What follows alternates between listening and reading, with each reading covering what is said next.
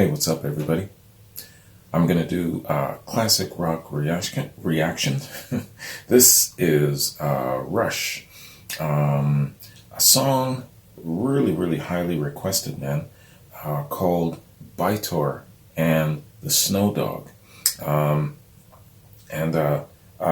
number of you actually not only requested it, but also sent me the link. Thanks very much.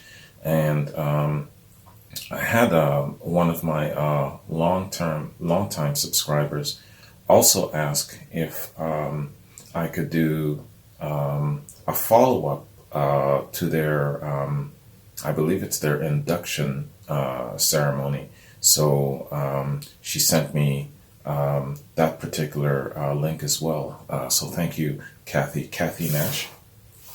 Thanks very much. I appreciate that.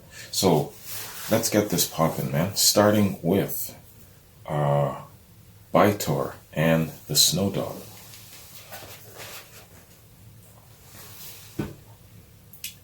Bytor and the Snowdog. Let's get it.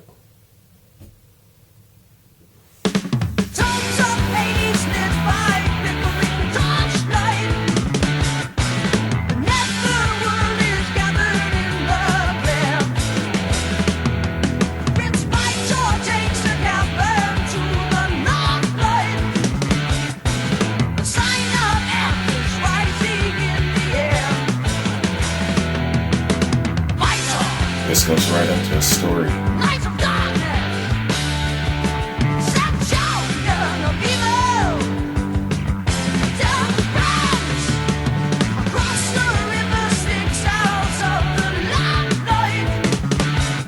His nemesis is waiting at the gate. Snowdog and glowing in the dark night. A cold black light. So they're warriors. Bytor and the Snowdog. Swear for battle. Let the fray begin. Okay, they're swearing off.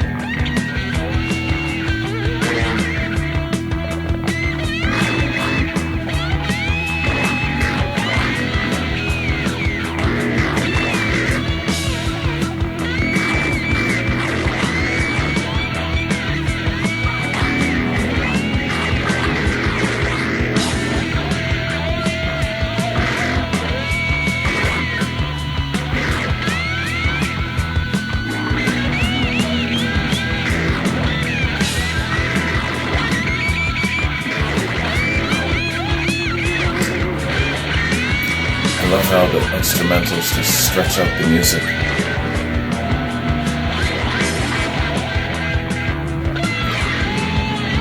It just leaves you captivated and wanting more, doesn't it?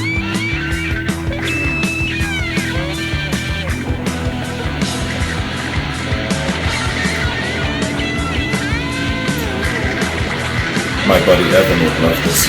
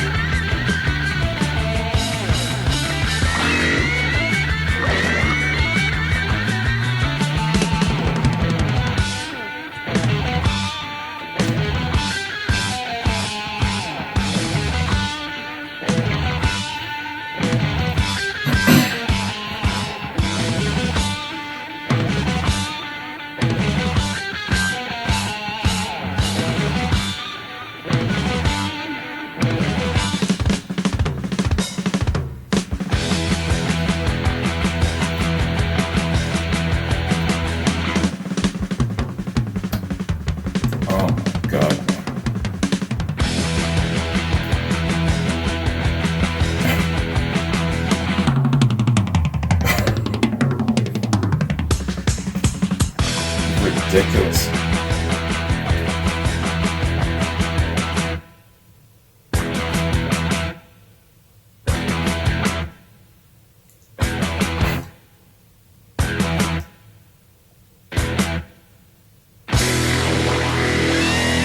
Oh my God. Talk about a climax.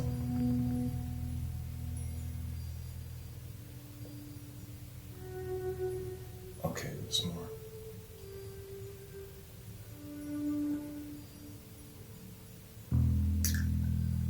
I'm definitely gonna play this for my buddy, Evan. This is right up his alley.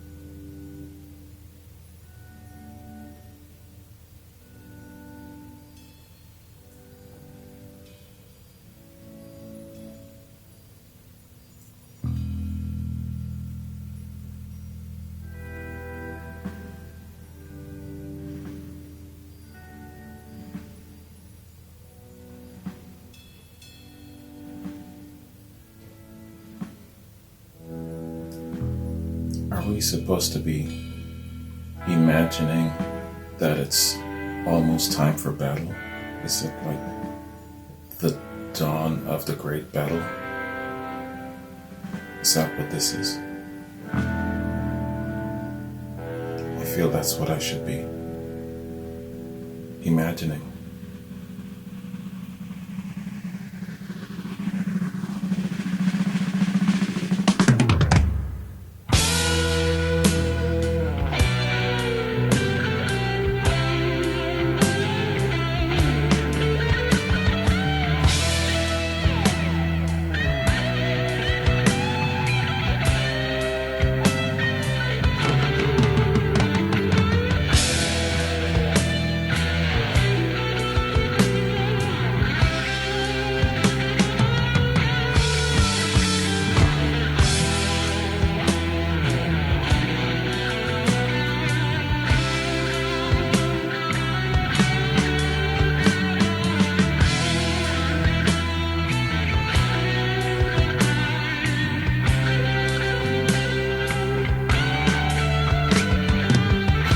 I love this one.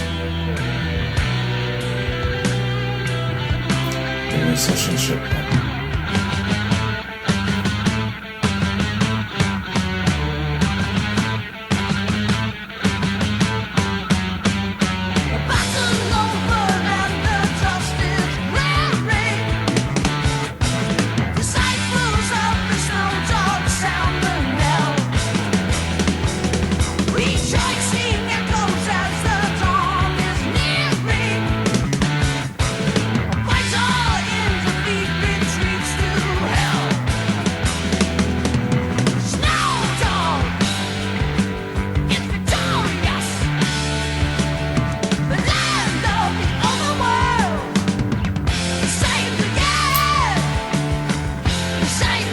Bytor lost.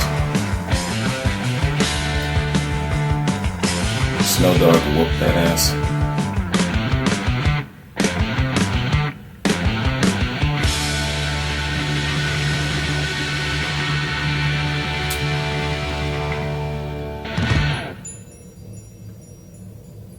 So Snowdog being white, being pure, probably represents the good. Okay, that's the song. Yeah. It still left me figuring things out. Man. What a trip that just took me on. Holy cow. That was awesome. I can totally understand why there were so many of you relentlessly just bashing me upside the head to react to this song because I guess you guys start to know me very well by now. I really like a far and away, farscape story, odyssey kind of thing. And this was right up my alley. This is in the same line of proficiency with 2112, Xanadu, man, Bytor, and the Snowdog. So two warriors representing two different clans, maybe civilizations or whatever it is, and their battle is the fate of the people falls upon the battle of these two people. So I'm guessing that Bytor is maybe evil and darkness, and Snowdog is white representing purity. So the good guy won. Bytor got his ass whooped. That's what I'm getting from this. Very, very interesting, and I really, really particularly like the middle part of the song, where it gives you an introduction, goes into the middle. I'm thinking of a valley where it slows down and it takes its time, stretches out the music and the instrumentals, and it leaves you hanging and waiting for the rest. I love that. And so you're going through this meandering, it's like a slow moving, slow winding river, and you're just kind of going along and filling in some of the blanks, and you're visualizing them getting ready for this massive battle. And then it picks up again. I love that part there where the drums does a kind of like a build up, and then the guitar breaks into the down, now. That was awesome. That immediately, and I hope I don't upset anyone by saying this, it took me into Led Zeppelin. For a minute there, it just took me right into what Led Zeppelin would play. It's as if you can switch these guys out or put them together to form a massive supergroup, and that might probably be their sound.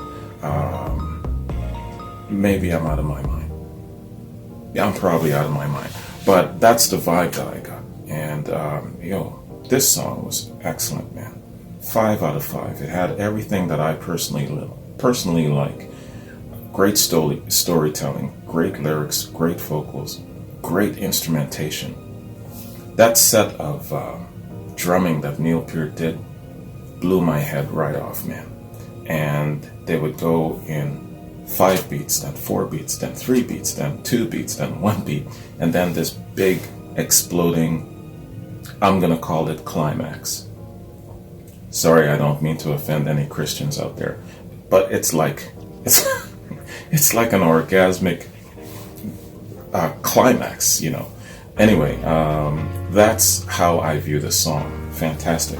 But I'm gonna shut up and stop talking. I'm going way off. I'm not on my structure. I gotta play this for my buddy Evan. He's gonna flip when he hears this too, because he was describing to me how music of today is not the same, where you've got great musicians like this who are singing, telling a story, and then they go into a really, really nice part where they stretch out the music. This song is a good example of that. The previous song that I was thinking of was Anthem. Anthem is like that, from Rush. And I'm thinking also of War Pigs from Black Sabbath. And God help me, I can't remember the name that everyone keeps telling me that I keep forgetting. It stretches out the music. It's like a part in there. It just keeps going, da-dum, da-dum, da-dum, da-dum, and it leaves you just absorbing all of the stuff of the message. I forgot what that middle part is called in Black Sabbath's War Pigs. But here I go, going off again. I talk a hell of a lot when I like something. All right, man. But let's just do a little quick intro of Rush, a little of the song, and then I'm going to move on and cover what Kathy Nash sent me, which was their induction ceremony. So, Rush. Rush was a Canadian rock band comprising Geddy Lee, Alex Lifeson, and Neil Peart. Formed in '68, the band went through several configurations until arriving at its longest and most popular lineup when Peart replaced original drummer John Rutsey in July '74. They had neglected to come up with a name for their group until John Rutsey's older brother yelled, "You're always on the go. Why don't you call the band Rush?" Clear my throat here. Rush is known for its musicianship, complex compositions, and eclectic lyrical motives drawing heavily on science fiction, fantasy, and philosophy. The band's musical style has changed several times over the years, from a blues-inspired hard rock beginning, later moving into progressive rock. They are among the most proficient players on their respective instruments, with each band member winning numerous awards in magazine readers' polls. Several industry sources estimated Rush's total worldwide album sales at over 40 million units as of 2017. The group has been awarded 24 gold, 14 platinum, and 3 multi-platinum albums. Fantastic, man. Okay, Bytor and the Snowdog. Bytor and the Snowdog appears on the album Fly By Night. Fly By Night is the second studio album by Rush, released in February 1975 on Mercury Records. It was the first Rush album to showcase elements of progressive rock, for which the band has become known. It was also the first to feature lyricist and drummer Neil Peart. The band wanted each song on Fly By Night to show a different side of their writing and playing, which resulted in an album of varied styles. As Peart was a keen reader, he became the group's primary lyricist, which suited Lifeson and Lee, as they preferred to write the music. A Rolling Stone article reasoned this shift in roles to the massive... A Rolling Stone article reasoned this shift in roles is due to the massive differences in the lyrical styles between their first album and Fly By Night, which contains more literary themes and references. The songs Bytor and the Snowdog and Rivendell are examples of the inclusion of fantasy themes into Rush's music. The 8-minute Bytor and the Snowdog is arranged in 8 distinct sections and marked a key point in the development of the group's songwriting. The first part, At the Tobes of Hades, remained a mystery to the group years later in regard to its meaning, which is what Peart liked about the track in particular. And this is him quoted as saying, "But it's something that my friend's father used to say. It's hotter than the Tobes of Hades," unquote. It's a good versus evil fantasy song that originated from 2 dogs owned by Rush's manager, Ray Daniels. Rush's road manager, Howard Ungerleider, came up with the title at a party. The 2 dogs were at the party, one a German Shepherd and the other a tiny white dog. Howard used to call the Shepherd Bytor because anyone that walked into the house was bitten. Getting bitten by a German Shepherd. Man. The other dog was a Snowdog. So from that night on, Howard called the pair of dogs Bytor and the Snowdog. Geddy Lee later said, quote, "We must have been high one day, imagining a song about 2 dogs, and then Neil went ahead and wrote it, which had the 2 characters fight, with Snowdog emerging victorious. He later deemed the track, quote, a joke that got out of control," unquote. Okay. Neil Peart's got a good sense of humor. Release and reception. Fly By Night was released in February of '75 and reached number 9 in Canada. Rush supported the album with a US and Canadian tour that covered more than 70 cities from February to June '75, opening for Kiss and Aerosmith. They performed their first major headline shows across Canada, including a sellout gig at Massey Hall in Toronto. In a review for Statesville Record and Landmark, Pam Simon thought the album is a strange, schizophrenic album, almost evenly divided between second-rate acoustic music and the dated concept of the power trio format. Damn, man. That is a serious ouch there. Holy cow. That is one of the nastiest reviews I've ever read. She was critical of their more heavy metal direction and the pretentious nature of their songs, and picked out Bytor and the Snowdog, quote, as such an example which she called especially horrendous, unquote. Yo. Let's keep going. Though Simon praised Lifeson's more than competent guitar work and Peart's drumming, she criticized Lee's voice for sounding too similar to Robert Plant. Robert Plant, lead singer of Led Zeppelin. Damn, what the hell is wrong with that?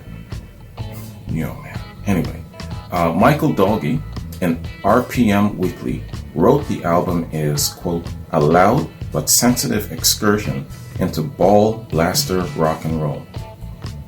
Greg Prado of AllMusic said that the album was less straightforward than their debut album, and while it was not one of not one of their best albums, it was one of their most important. Okay. That's what critics say. I want to know what you say, what the fans say, specifically too. If you were around back in the day when this came out, what was your first impression of this song, Bytor and the Snowdog? Did it take you a while for it to grow on you and like it, or did you like it right away?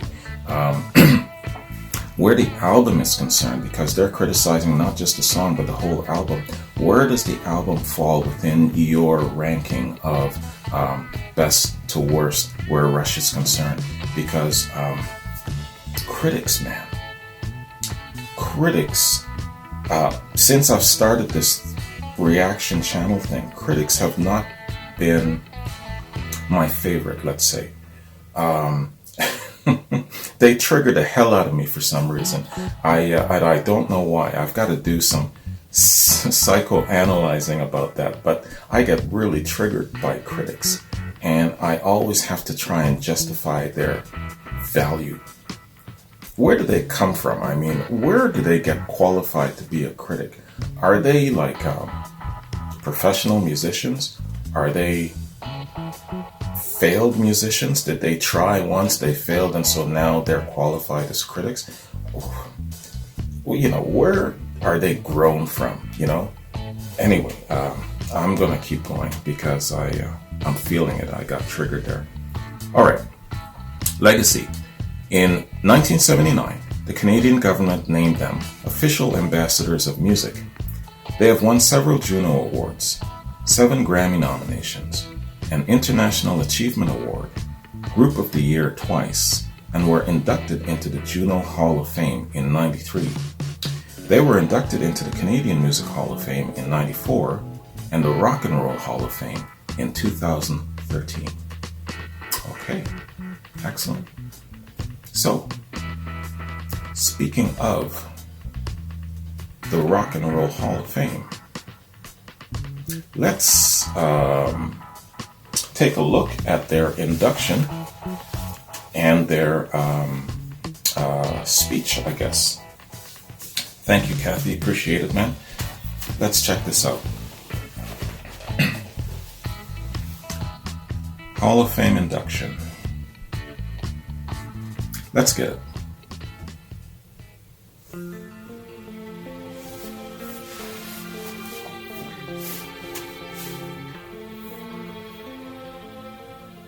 And we walked into the room, and Jan Wenner was doing the introductions. And when he got to us, he hadn't even uttered the name of our band yet. He just said, "Ann from Canada."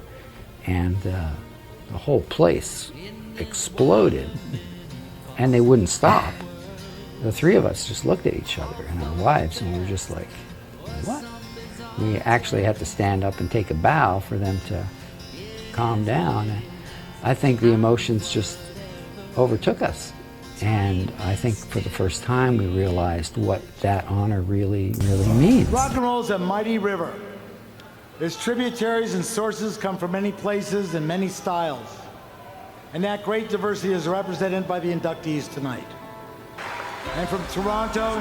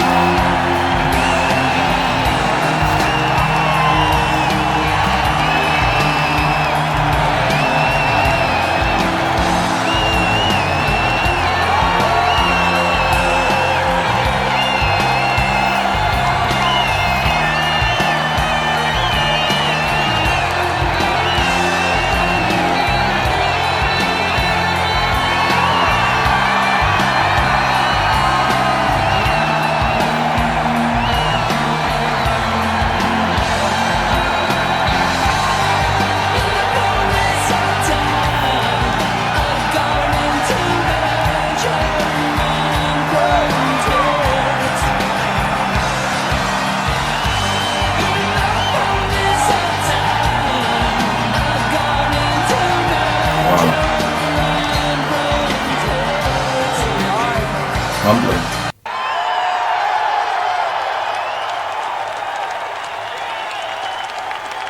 Induct Rush into the Rock and Roll Hall of Fame.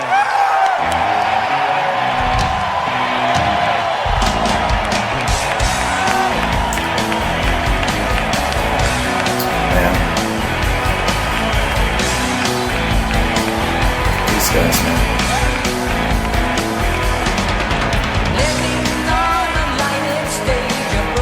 Such great ambassadors, great class acts.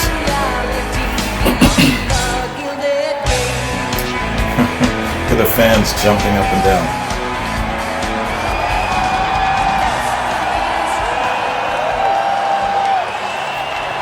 Everyone on their feet. Man, they deserve it though. We've been saying for a long time, years, that this wasn't a big deal. Turns out, it kind of is.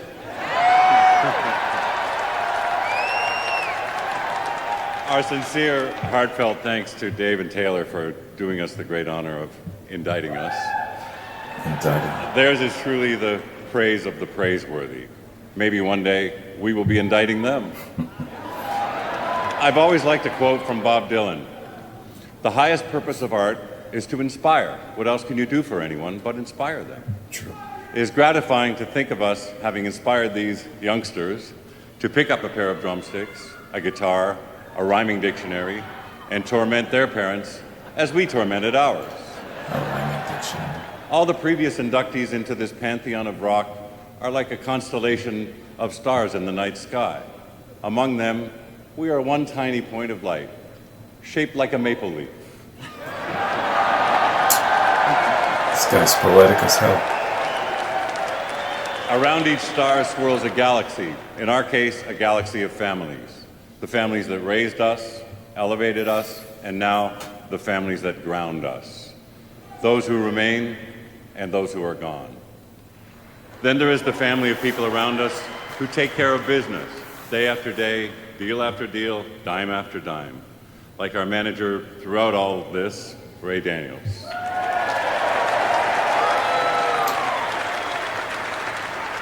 Then there is the family of people who truly put on the show. For it is fitting that we receive this honor as a working band in the middle of a tour in our 39th year. We should always stay 39. I speak of the road crews, the technicians, the engineers, and co-producers, our friends and family, and these guys. Excellent.